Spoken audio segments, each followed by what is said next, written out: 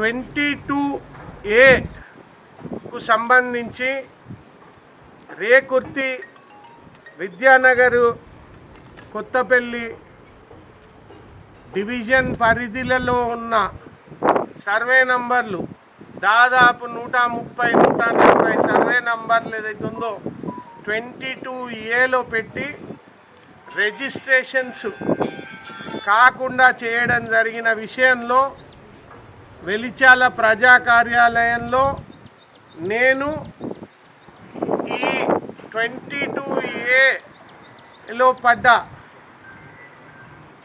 బాధితులకు ఒక కార్యాచరణ సమితిని పెట్టుకొని ముందుకు వెళ్దాము. గవర్నమెంట్ కూడా కృత నిశ్చయంతో ముఖ్యమంత్రి గారు గవర్నమెంట్ 22A ఉన్న నిషేధంలో ఉన్న వాటిని ఎత్తేసి ప్రజలకు ఏదైతే ఉందో దీని ద్వారా ఎటువంటి కష్టం కలగకూడదు అని పబ్లిక్ స్టేట్మెంట్ ఇచ్చినారు. కలెక్టర్లు, రెవెన్యూ మినిస్టర్ గారు అదే పనిలో ఉన్నారు. ఈరోజు కూడా పొంగులేటి శ్రీనివాసరెడ్డి గారు స్టేట్మెంట్ ఇచ్చినారు. 22A ద్వారా ఎటువంటి కష్టం కలగకుండా ప్రజలకు ఏదైతే ఉందో అతి త్వరలో ఈ 22A ఉన్న నిషేధంలో ఉన్న సర్వే నంబర్లు ఏవైతే ఉన్నాయో వాటిని తొలగించి రిజిస్ట్రేషన్స్ చేసుకునే వెసులుబాటు కలిగిస్తామని చెప్పడం జరిగింది. నేను కలెక్టర్ గారితో మొన్న మాట్లాడడం జరిగింది.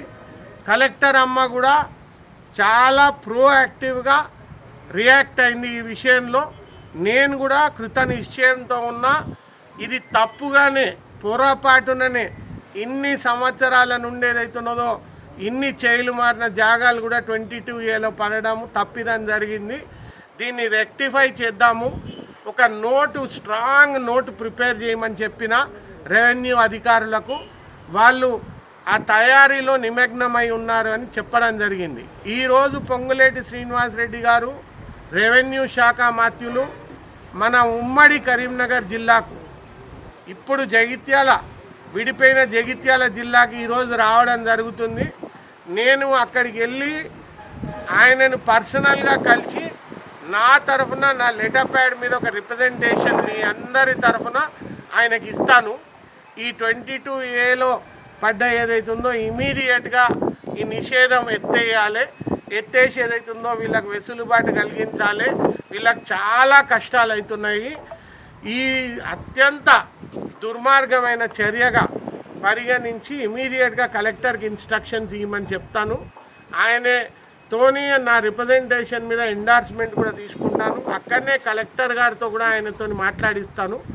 దీన్ని ముందేసుకొని అతి త్వరలో మీ ప్రాబ్లం సాల్వ్ చేస్తా అని నేను మీకు హామీ ఇస్తాను. Thank you very much. నా మీద కాన్ఫిడెన్స్ పెట్టండి, తప్పకుండా పనిచేసి పెడతాను. Hi, this is Neha Shetty. Please subscribe to GK News. Hi everybody, subscribe to GK News.